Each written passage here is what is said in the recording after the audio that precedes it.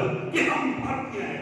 मैंने कहा ना अभी कुछ क्षण पहले कि 40 सभ्यताएं आई और खत्म हो गई, इतिहास के पन्नों में ही दर्ज रह गई, लेकिन एक परंपरा है, सनातन परंपरा है, जो अभी तक अविरत मौजूद है। और जब तक संसार रहेगा, जब तक ब्रह्मांड रहेगा, तब तक भारतीय संस्कृति और सभ्यता बनी रहेगी। इसका फख्र होना चाहिए, हमें गर्व होना चाहिए, अभिमान होना चाहिए। और आज सारे बच्चों ने उस अभिमान को बड़े शानदार ढंग से उच्चारित करा। हर रोज मैंने कहा कि जीना चाहिए आइडेंटिटी। क्या आइडेंटिटी थी? देखिए राष्ट्र कैसे होते, राष्ट्रवीर कैसे होते। महावीर त्यागी का नाम सुना होगा। महावीर त्यागी 1962 के युद्ध में कुछ भारत का एक क्षेत्र था, रण क्षेत्र था। किसी एक उस समय के प्रधानमंत्री ने कहा कि ये रण क्षेत्र है, चीन को दे दो। तो महावीर त्यागी थे, उन्होंने कहा, अपना सर गंजा सर दिखाते हुए कहा कि अगर मेरे सर पे बाल नहीं है तो मैं अपना गला काट दूं। और फिर उनका अफसोस कि उन्होंने, ये रण क्षेत्र नहीं है, ये भारत की भूमि, ये भारत की वो भूमि है जहां हजारों प्रकार की फसलें होती हैं, 5000 प्रकार के गन्ने मिलते हैं यहाँ, हजारों प्रकार के केले मिलते हैं यहाँ। ऐसी शानदार आइडेंटिटी, अपनी शख्सियत में हमेशा गर्व होना चाहिए, गौरव होना चाहिए। अब्दुल कलाम के बारे में आपने सुना, क्या शानदार शख्सियत थी बेटे। उनके जीवन से कितनी प्रेरणा आप ले सकते हैं। एयरफोर्स की परीक्षा में वे उत्तीर्ण नहीं हो पाए थे, केरल से आए थे, बड़े गरीब घर से थे। ऋषिकेश में स्वामी शिवानंद के आश्रम के पास वो कुछ क्षणों के लिए उन्होंने सोचा कि मैं पास नहीं हो पाया हूं, असफल हो गया हूं, मैं अपने जीवन को खत्म कर दूं। ऐसे ख्याल आ रहे थे उनकी। स्वामी शिवानंद की जो है दृष्टि उस बालक पे पड़ी। उस बालक को वो अपने आश्रम में ले गए, उससे बात करी और उस बालक ने कहा, उस किशोर ने कहा कि मैं तो यहाँ एयरफोर्स पायलट बनना चाहता था, मैं इस परीक्षा में उत्तीर्ण नहीं हो पाया। और फिर जो बात स्वामी शिवानंद जी ने उनको कही, उससे उन्होंने अपनी जीवन की पूरी नजरिया ही बदल दी कि भगवान ने तुम्हारा निर्माण और कुछ बेहतर काज के लिए किया है। इस तरह के ख्याल मन में लाना कि हम अपने आप को खत्म कर दें, ये कायरता है, ये गद्दारी है। आपका जन्म, हर एक व्यक्ति का जो जन्म है, एक खास सुनिश्चित विचार के लिए हुआ, एक खास सुनिश्चित काज के लिए हुआ।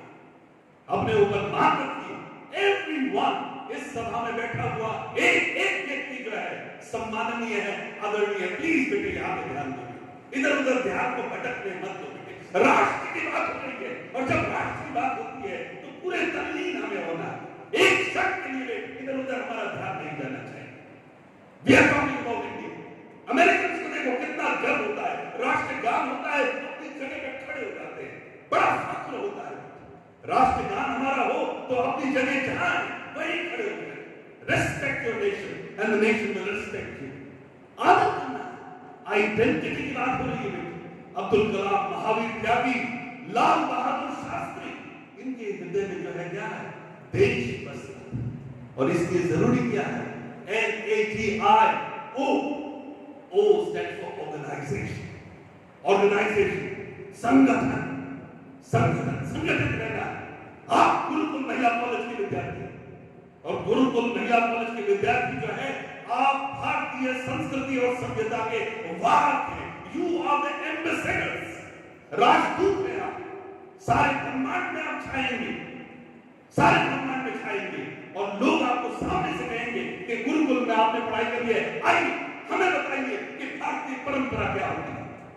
आपसे सीखेंगे, लेकिन उससे पहले जरूरी है कि हम समझे, मेहमान आए तो कैसे उनको नमस्कार करना है, अपने टीचर आए तो खड़े। वर्ग में देखता हूं मैं, कुछ बच्चे बैठे रहते हैं, आप अपमान कर रहे हैं, टीचर का अपमान नहीं कर रहे, तुरंत खड़े होना है। जहां टीचर दिखे उस पदवी, उस व्यक्ति को, उसकी व्यवस्थाएं को मान दीजिए, मान देंगे मान मिलेगा। ऑर्गेनाइजेशन हर चीज प्लान करिए, सुबह कब उठना है, कब सोना है। इन्हें इस तरह की शिकायत ना करिए कि सर दर्द हो रहा है, पेट दर्द हो रहा है, कोई दर्द नहीं हो रहा है। दर्द को दर्द होना डर को आपसे डर लगना चाहिए। इतने अनुशासन से जिए आप। ऑर्गेनाइजेशन अपने जीवन को, राष्ट्र जितना संगठित होगा उतना राष्ट्र मजबूत होगा। आप जितने संगठित होंगे आप उतने मजबूत होंगे। और फिर देखिए आखिरी है, एन से शुरू हुआ और एन से खत्म हुआ।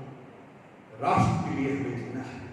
मकसद हमारा होना चाहिए, साफ होना चाहिए हमारे मन में कि हम क्या करना चाहते हैं, किसके लिए प्रभु आपने मेरा निर्माण करा। मैं कोई घटना नहीं हूं, मैं कोई इत्तेफाक नहीं हूं। मेरा जन्म एक दिव्य योजना की पूर्ति हेतु हुआ है और उसको पूर्ण करके मैं रहूंगी। क्या लक्ष्यांक थे बेटे हमारे क्रांतिवीरों की जीवन गाथाओं को पढ़ा। देखो बेटे क्या कुर्बानी थी। भगत सिंह को देखो बेटे, लहू खौल जाएगा आपका। 23 वर्ष की आयु में बेटे उन्होंने अपने जो फांसी का फंदा था उसको चूमा उन्होंने, और जो मृत्यु को स्वागत किया उन्होंने। Your death defines your life. किस तरह की मृत्यु है बेटे। कलाम जी की मैं बात कर रहा था। शिलाओं में पढ़ाते पढ़ाते बेटे, पढ़ाते पढ़ाते उन्होंने प्राण त्याग दिए। जिस क्षेत्र में है आप उस क्षेत्र में अव्वल बने, और उस क्षेत्र में वही आप सबसे भारतीय हैं। हर व्यक्ति को सरहद जाने की जरूरत नहीं है, हर किसी को फौज में जाने की जरूरत नहीं है। आप जहां हैं अगर अपना धर्म समझ के अच्छे से निभाएं तो आप राष्ट्रभक्त हैं। अन्यथा आप समझ लीजिए कि आप गद्दारी कर रहे हैं, देश के साथ गद्दारी कर रहे हैं, और जो देश के साथ गद्दारी करता है देश उसको कभी क्षमा नहीं करेगा। हमें सच्चे भारतीय बनना है। आज 21वीं सदी में अगर सारे विश्व से ये